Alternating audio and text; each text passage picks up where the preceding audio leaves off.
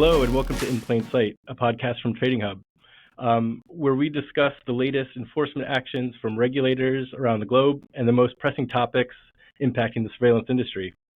My name is Andrew Waters. I'm the head of regulatory affairs here at Trading Hub, and I'm pleased to be joined by our CEO, Mike Coates, as well as Shane Gannison, our global head of relationship management.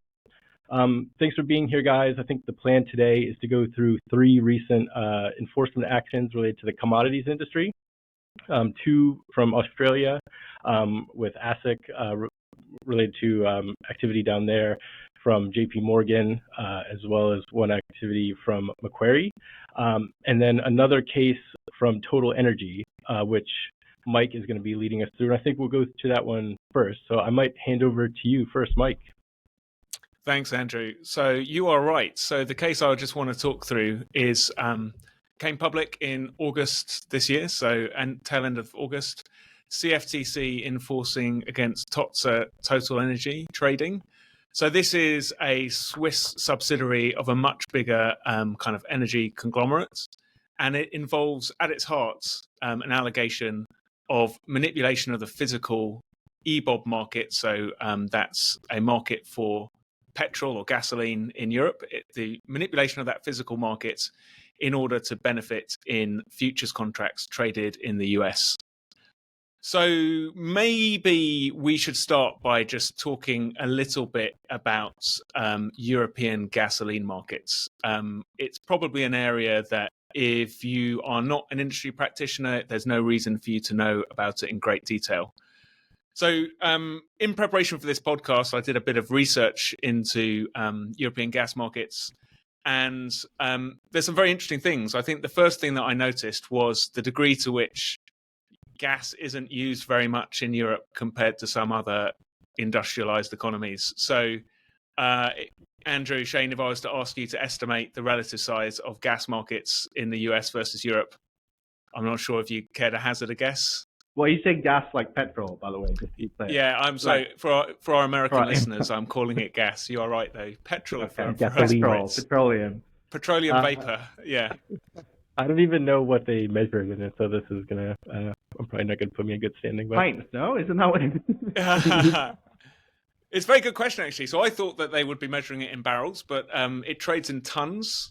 So I think there's about 6, 7, maybe 7 barrels in a ton. But in Europe, I think on a typical day, people use 160,000 tons of gas compared to a little north of 1 million tons a day in the US. So first thing to notice is that, yeah, I know, right? But I think it's two reasons. I think, first of all, Europeans drive small cars and take the bus and the train. But second of all... Mexicans drive big trucks. They drive big trucks. Yeah. But second of all, 3/4 of Europeans drive diesel cars. So actually, this kind of blend, gasoline blend, is not so consumed in Europe. So I think the first thing to notice is it's actually a relatively modestly sized market, and there's not actually that many participants in the physical space. And again, if you're not a market participant yourself, or you're not interested in these things, you won't necessarily have heard of all of these firms. So I think in Europe, all of the trading is centered in London, and there's about 12 kind of houses which conduct all of the physical gasoline transactions. And, TOTSA TotalEnergies, they are one of them. The others are the likes of Gunvor, Trafigura, etc.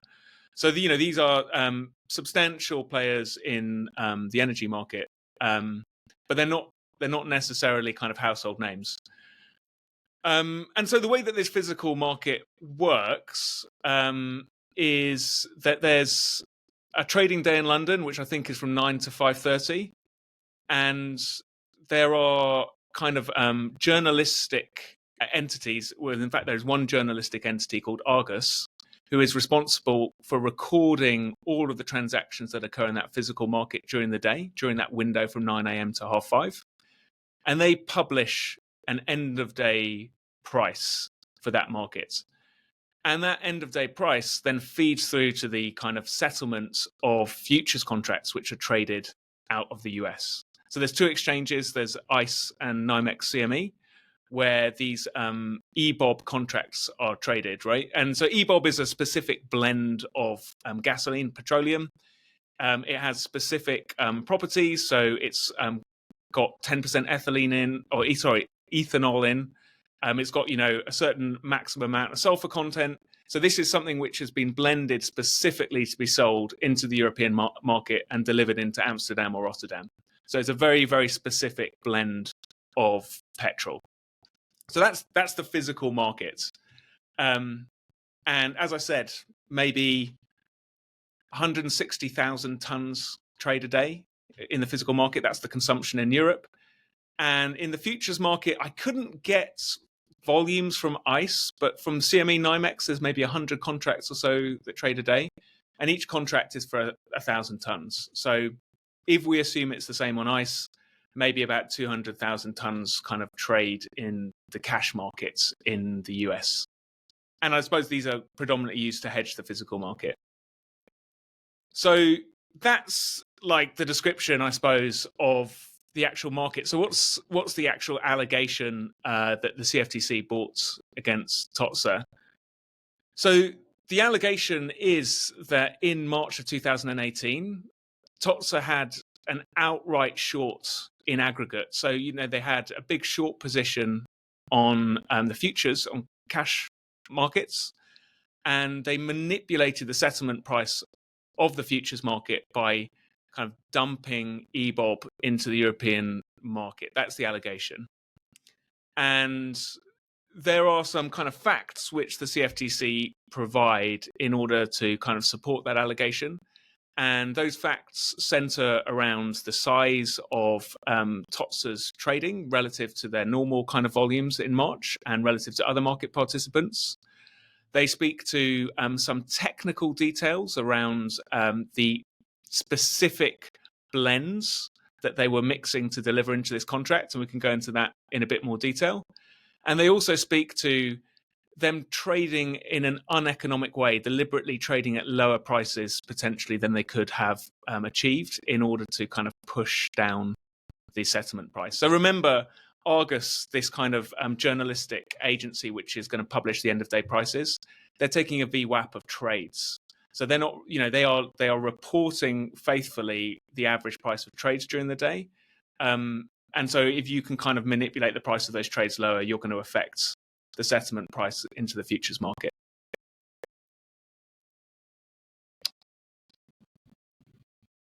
No questions, guys. I had a couple questions actually on so one of the I read this case as well, so I know we exchanged some high level notes ahead of the call. And was this the one that Commissioner Pham wrote a very strongly worded dissent on? I think it was this one, where she essentially started talking about a private corporation in its normal course of business. I mean, what was the view on that? That's a great question. So Commissioner Pham did strongly dissent on this, and she spoke. She had a few reasons for her dissent. I think part of it boils down to the fact that she believes that the CFTC shouldn't be looking into and trying to dissect what it may be potentially legitimate hedging activity. Being short in futures and selling the physical doesn't automatically constitute abuse. She also refers to some kind of potentially disorderly release of respondents' papers to the commissioners before they made their enforcement decision. So she explicitly references to some white paper which was only made available to the commissioners kind of 24 hours before they met to decide about whether to enforce. And this is the white paper like on the market and how it works? I think this is a white paper which, again, it's light on details, right? And I haven't seen the white paper, but from the sound of it, it is something that TOTSA Energy would have put forward in its defense, I think. Oh, right. So, okay. so I think she quotes various economists and, former BP executives who contributed to it. Presumably, it's outlining why their conduct was potentially standard conduct within the market. Yeah. She also, in that dissent, also points out to the fact that TOTSA's internal trade surveillance kind of compliance department had already looked into these into this pattern of trading during the relevant month, the month of March in 2018, and in possession of the facts, had determined that there was no manipulative conduct, and seemed to, I think Commissioner Pham seemed to imply that that was not being considered in the enforcement case. And maybe there's a link between these two things. Maybe some of the details about how they came to that determination were in this white paper, which was, again, I'm speculating because the white paper's not public, and the dissenting opinion, it's pretty robust, but it's only a couple of pages long, so it doesn't go into an awful lot of detail. It's very interesting. I mean, there's an element of extraterritoriality here as well. I mean, it is a contract that's listed on ICE and the CME. I get it, but this is a non-American, non-European contract, essentially. It's not the first dissent we've seen where extraterritoriality. There was one in Australia as well, I think. I think so. Australia is a bit of a theme in this. It is a bit of a theme. Episode, isn't it? I think the extraterritoriality doesn't really, to me anyway. I'm interested in what Andrew has to say as the actual only qualified person to pass the bar. But it feels this is traded on like a CFTC regulated market. It feels 100% within their wheelhouse. Yeah, exactly. I think that's where, probably where the CFTC would kind of, come into play in terms of, or their stance would be on it, would be my guess, in terms of protecting a U.S. market, something that's traded on a U.S. market. Then, well, it doesn't really matter where you're physically located or where the entity is headquartered. It's like, well, these are trades that are happening on a U.S. regulated market, so it's well within our rights to ask questions and ensure that those markets are fair, safe, etc. So.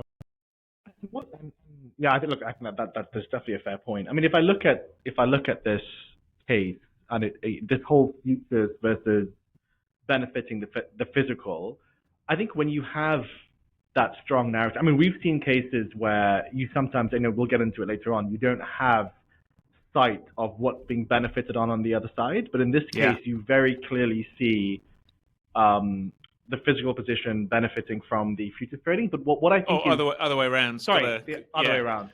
But what's very interesting is this is actually it's Total's core business, right? It's right. Not speculation. It's not a physical position that they hold. It's core business. So I mean, if you look at their website, I mean, they are, as I said, they're a small part of a much larger conglomerate, but then they are a big outfit. I mean, they do 6.5 million a day in barrels of physical, right? So that will be across multiple grades of oil. So that's obviously much larger than EBOB. They do a similar amount in cash markets in a given day. That they're enormous in freight. They've got 49 million barrels of storage. They are like a big owner, deliverer, blender of oil, right? And it's probably worth just reminding ourselves of how these contracts work on the futures market. So they're kind of trying to replicate a swap payoff. So if you own, let's say you're long the March futures contracts, at the end of March, there'll be some kind of cash settlement where you're going to get paid ultimately the difference between what you bought that futures contract for and what the contract settled at. But the settlement price is the average of the Argus price over the month of March. So it's not like a more kind of, often financial futures, they have a single point in time settlement, whereas this is essentially the blended average price, the average daily price over the month of March. And if you look at the allegation of the CFTC, it's really that during the entire month of March, they were deliberately depressing the price in the physical market. But so what you just said there is interesting, actually. So the future, which is the observation settlement price, is observing this other journalistic benchmark. So these exchanges have given up the settling of the benchmark to this. That's weird, right? Yeah. So Argus have this kind of Northern Europe. It's got. I've written it down somewhere, but it's got a name like this Northern European Daily Hydrocarbon Report, something like this. And in that, and if you read that, and I've looked at some samples of it, it's 20 pages long. It's got graphs in it. It's got kind of lots and lots of textual descriptions about what's happening in the energy markets, whether there's a shortage of barges in one place or another. And then it's also got tables which are their estimates of the mid price, or the over the course of a day, like the VWAP driven mid price. And it is those tables which are referenced. So if you actually look at the settlement price, if you actually read the contract specification on CME or ICE, it will literally say that, in this report, under subsection A with header B, will find these two numbers, which are, so Argus actually produces a high and a low, which are both kind of wrapping their mid. And so it instructs you to average those two numbers, and that will constitute one day's daily settlement price. And then the contract averages over the month. So I don't think you would design, like if you were starting from scratch, you wouldn't design this, but I think all of these commodities markets have kind of evolved, haven't they? Right? Like the kind of futurization has happened kind of at various points in times, and as more and more futures contracts have started hanging off the back of journalistic outputs, you've also had things like the journalists themselves having to kind of think much more carefully about compliance and about whether or not they can really just have off the record chats with traders, for instance. The whole thing is kind of an evolving environment. Yeah, I think there was a case not too long ago too. There was one not too long ago against one of these entities who actually produce the the kind of journalistic entities that actually are producing the benchmarks, because they had put in marketing materials, we use this proprietary algorithm, kind of come up with these numbers, and it turns out they were just getting like a single quote from one broker and using that as their benchmark. So I think like before, probably no one would have really cared, and because we just use that benchmark and how it's determined, it's that big of a deal. And now you have the point where the regulators are actually to the point going in, asking them to prove, well, how, show us your proprietary algorithm. And then they kind of say, we got a quote from this guy and that was it. That's not really good enough. When they say, I think, as you alluded to, Shane, in terms of then how these benchmarks and these reference prices are being then used across, plethora of different products, it's actually very important now that that whole process comes about and how these get that they're actually done like a correct way and in a way that isn't just kind of easy to take advantage of. But I wonder, so a couple things actually. So Mike, you mentioned the quite rudimentary kind of average of a high-low in determining the settlement price. So I can see now, the incentive, if you were so minded, to trade off market to create a low, for example, which is so. I think I know where you're going, and I started there as well. I was thinking, because the description, if you look at on the ICE or CME contract, they say you're going to average the high and low. And I was like, what? Yeah. Averaging the high and low print over the day, that can't be a way of coming up with a sensible estimate of mid. And that's super manipulatable. You'll just deliberately just blast through all of the bids one time and just trade at a stupidly low level. But I went down a bit of a rabbit hole on that, and actually I was wrong. Like if you look at the actual report that they reference in that table, Argus do not produce a mid; they just produce high and low. But if you read the Argus methodology, they just basically internally they have a mid. They deduct 25 cents and call that low, and they add 25 cents. And call it. So averaging it does produce the mid. I thought that as well, and I was like, wow, this really is the Wild West. But yeah. Okay. I think to Andrew's point though, it's quite. I think there's a real interesting balance if you own one of these references that you're publishing, like Argus do and Platts do and these other people. Like on the one hand, you want to be transparent about how you're calculating this. What's the mechanism? It can't be a black box, otherwise no one will trust this to settle their contracts on. But on the other hand, like commodities markets, they are kind of fundamentally less fungible. You may have a transaction that occurs, but someone actually might fail to deliver in some way because they actually didn't have the capacity, or they didn't have the shipping in the right place. And so you also need to protect yourself against, for instance, disorderly market participants. So you need some discretion. And from the sound of it, like Argus they are doing their best. They are doing discretion. They're removing trades which they have good reason to believe are legs in other transactions, or they believe are arising out of some other derivative, let's say, or they look really off market in some way. So they have some discretion to try and keep the inputs to their VWAP calculation fair and sensible. But there's a bit of a balancing act, isn't there? Because if you have too much discretion, then it becomes an arbitrary thing, and no one can trust it to settle their financial contracts. So it is really threading the needle, I think. I don't really envy them. What is there? It's quite interesting because I think number one, I don't know if there's a commercial arrangement between. What is the obligation to make this process? Like, if I say the market is here one day and someone else is relying upon that, that's kind of not my problem. But if there is an arrangement, then I get it. But also, so that's question one. But question two is, what is the obligation for people to report these transactions to this journalistic entity, right? They're just people, right, who are creating some price. Like, what is their obligation? Why would That's very true. Yeah. So I think there's only two brokers who really broke all of these transactions. So there's these 12. It's a very small market in some ways. You've got these 12 big producers, and they all trade. Most of the trades presumably are happening in London. You've got two brokers who are kind of arranging the transactions, and those brokers, I think, do the reporting into Argus. But you're right. I don't know the answer to this question, Shane. Like, if you and I just privately arrange to deliver a barge of EBOB to each other, I don't see how these guys would know. And I don't see why can't be any legal obligation for me to tell a journalistic agency about that. But also, you mentioned these two brokers and 12. That's just EBOB, right? There are lots of other, to your point earlier, there's lots of other grades. Are they doing the benchmarking for that as well? They are. So Argus are like one of the big journalistic entities that do this, and it will be the same market participants because EBOB doesn't come out of the ground. No one digs a well and finds EBOB.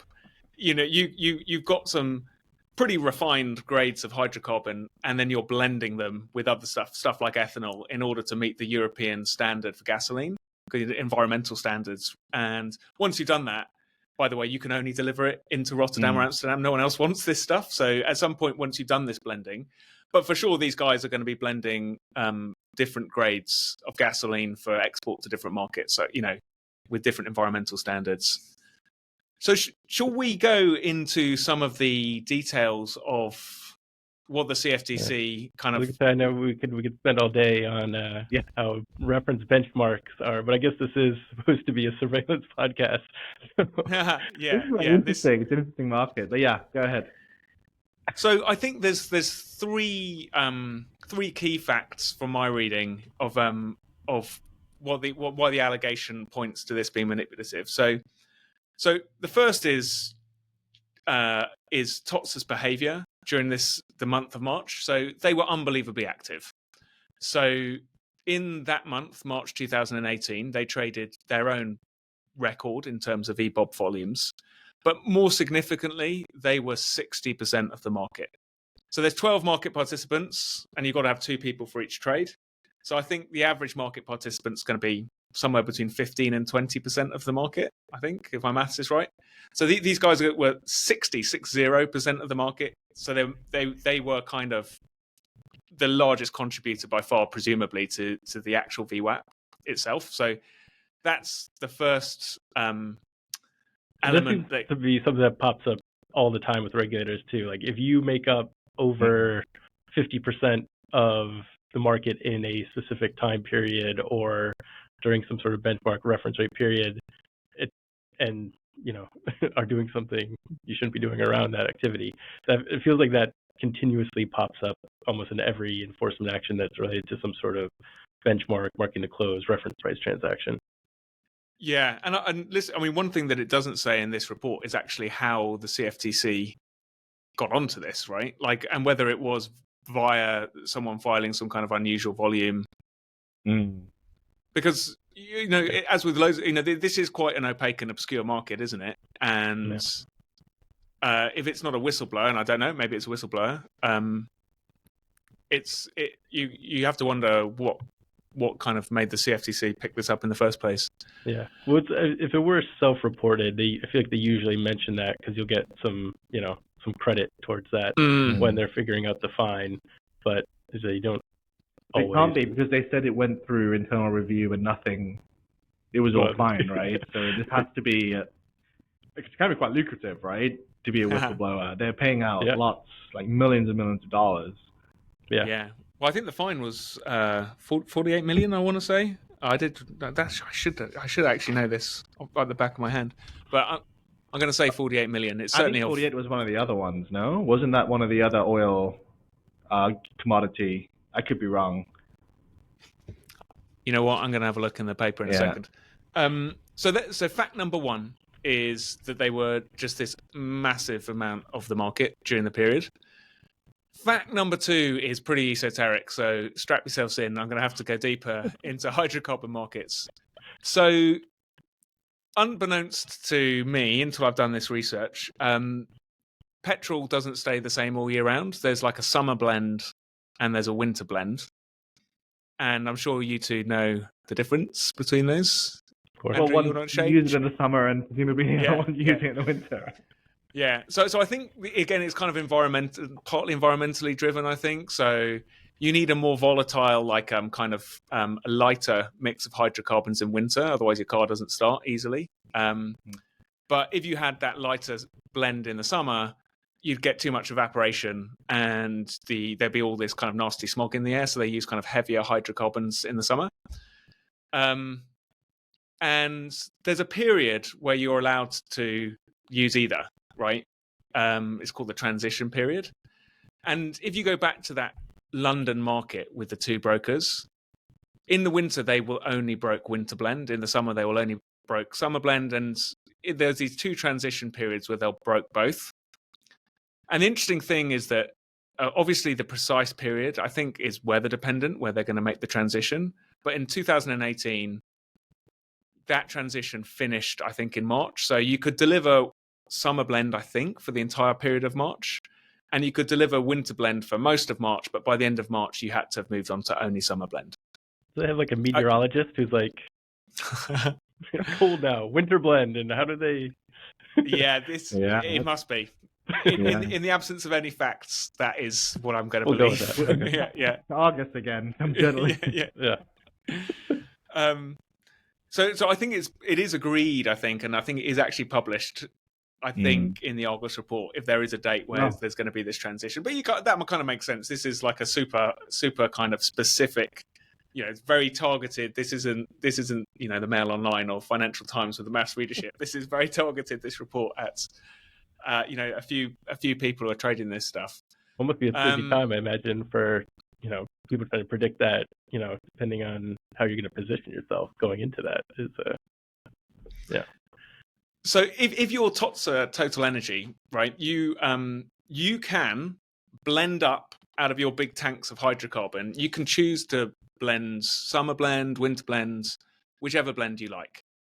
And the CFTC points out that during this period, TOTSA were blending loads of winter blend, which is an odd thing on its face to do, because if you don't manage to sell that very quickly, you will be stuck warehousing that for 6 months. And that's actually very expensive. That's just going to be using large parts of their storage capacity, which they could rent out or they could use for other things.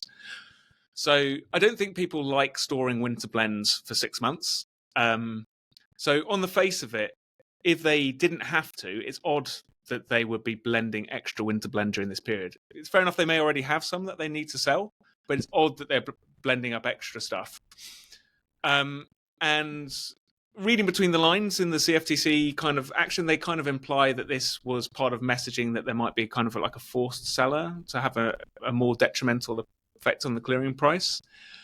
I also, and this is really, really technical, I'm really trying to get to the bottom of how Argus come up with their VWAP during this transition period. If you read the Argus methodology paper, they will say that they produce a VWAP. That's how they produce their mid price. And in normal periods, that's just looking at winter blend or summer blend. And they need at least 3,000 tons of transactions Otherwise, they will have to start estimating. They can't just use the transaction record. Now, 3,000 tons isn't very much, right? Remember, there's 160,000 tons that get consumed a day. Now, during the transition period, they're kind of averaging the winter and summer blend prices, and they say they need 3,000 tons of each.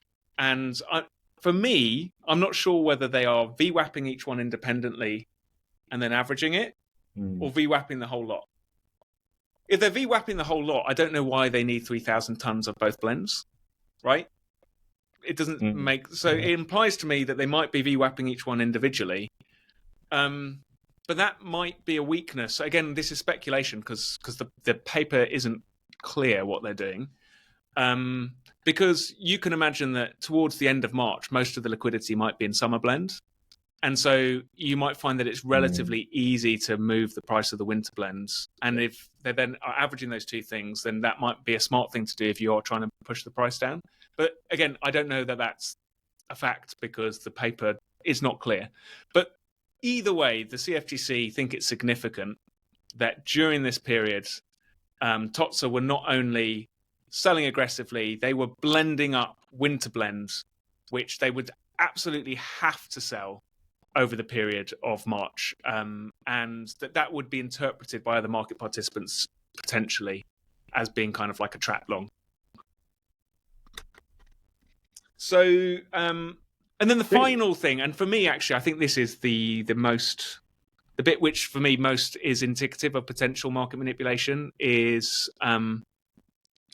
that on numerous occasions, the CFTC say that TOTSA refused to sell at higher prices when higher prices were available and insisted on selling at lower prices.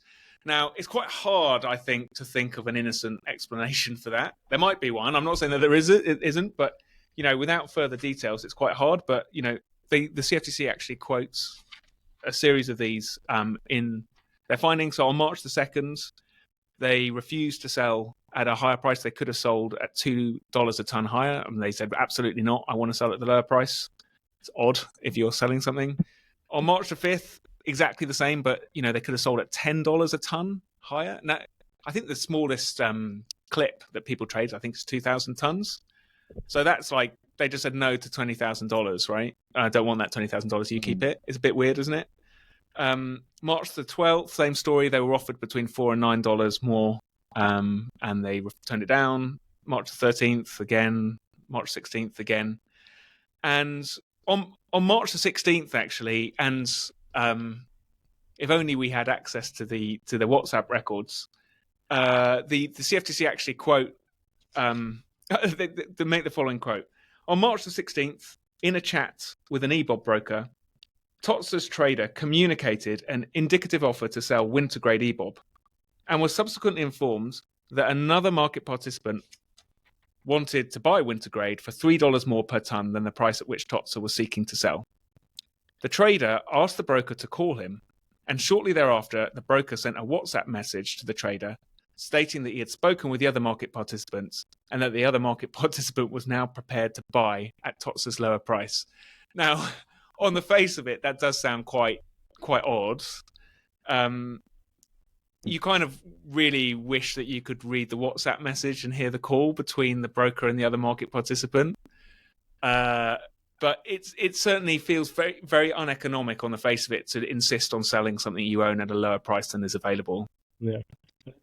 CFTC also mentioned in there too that they obviously requested the WhatsApp records, but they had failed to be preserved, which I think means they requested them and then someone deleted them, and they kind of, the wording of it read to me a bit like they made the request and then they found out somebody deleted them after those WhatsApp messages had been requested. Well, I wonder if you might take a different interpretation, right? So if you look at all of these communication files that failed to be preserved, could be they were related to business and the institution could have had a capturing mechanism for all of these things. Rather than actually someone deleting them. I don't know. I think that would be my guess as well. I mean, the entire industry has just been roundly dinged for failing to preserve personal WhatsApp messages, and there being an insufficient kind of line between personal and business comms. And if you think this is back in 2018, it feels it feels like probably the business practice was potentially just a bit grey. Yeah. I've just looked up the enforcement amount. You will be pleased to know I was right after 48 apologies. million. Oh God, I'm so embarrassed.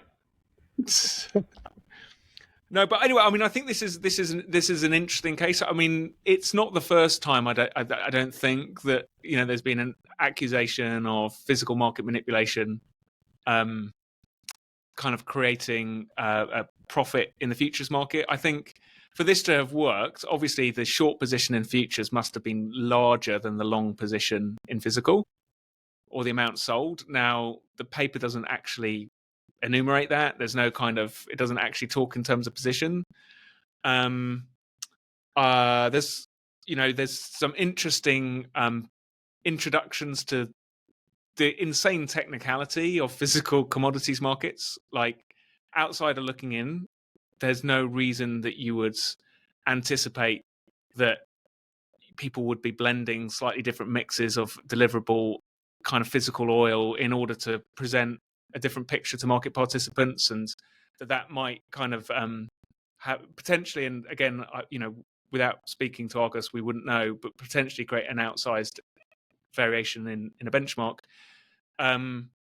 There's just quite a lot of interesting things going on here, and also the fact that I suppose if you are going to try and manipulate a benchmark, it's probably easier to manipulate a relatively liquid physical benchmark like gasoline in Europe rather than North America, where you'd probably have to do 6 times the volume to create the same price impact. Yeah, makes sense. I mean, I guess from the surveillance perspective, compliance officer perspective, then, I mean, obviously it's a difficult area to surveil and to monitor. But I mean, I guess, from going through it, Mike, what were kind of your takeaways looking at through kind of more of just a purely surveillance lens in terms of actually being able to identify this type of activity if you were a compliance officer? Yeah, I mean, so there's a few things. I mean, so number one, obviously, table stakes to understand what's going on here is that you need to know that the EBOB futures and those physical transactions broked in London, delivered into Amsterdam and Rotterdam, that those are the same thing to some degree, that they are the expression of the same, they're both sensitive to the same thing, which is the clearing price on those barges. And I think the CFTC actually is quite interesting because they, from a trading hub perspective, they're kind of speaking our language. They are actually explicitly talking about generating a market impact with transactions, and how they actually, when they're talking about people trading, at deliberately lower prices, they're saying that TOTSA wasn't satisfied with merely creating a market impact via their trades, but actually then sought to do a further deception, I think would be their perspective, by deliberately printing through bids which were higher. But understanding to some degree likely changes on clearing levels, so you can determine what is a significant. A lot of this case is made on the fact that TOTSA's volumes during the period were significant enough that they could have materially affect the clearing price. Like, I can't imagine that if TOTSA had been 6% of the market or 0.6% of the market rather than 60%, I find it hard to imagine that this would have been bought, this case. Mm-hmm. There's this interesting conflict, isn't there? If you are responsible for bringing the stuff up from the ground and you control the degree to which you crack into various distillates and stuff. I mean, and then you're also involved in the financial market that references these deliveries. I mean, you're on both sides in a fairly significant way, no? Don't you think? But I think we have to be careful. I mean, like, the reason the futures market exists is to make it easy, among other reasons, for suppliers and consumers of a commodity to hedge themselves so they can make investment decisions, right? So they are the legitimate participants in the futures market, by literally the most legitimate. They're not there just speculating. They're there. They've got real business, and they want to have a way of inoculating themselves against markets volatility so that they can make longer term investment decisions. Like, so and I think Commissioner Pham in her dissent, well, she was speaking towards that, and I do have sympathy with that, like in the rounds. Obviously, when you start going into people deliberately refusing prices because they want to trade at a worse price, at that point you're like, well, actually, that doesn't really make sense. But I think there was like an old adage that like kind of, commodities trading was almost insider trading because, as you say, Shane, like you're the producer, you have like you innately have material non-public information around like, well, here's how much gasoline or oil, et cetera, we had produced. Or you just notice, you got a problem with your well, right? You can't, and you find that you can't get parts, right? As well, probably it's not just affecting you. Yeah.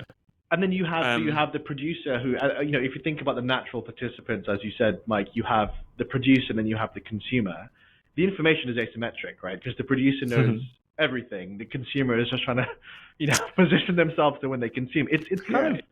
You don't know how many road trips I'm going to go on this year. Yeah. So I've got information as well, right? That's true. But they, it's kind of similar to. I don't know if I'm stretching here, but just a general corporate that knows how its year is going to end, positioning in advance of that. I mean, why is that different? It's not, right?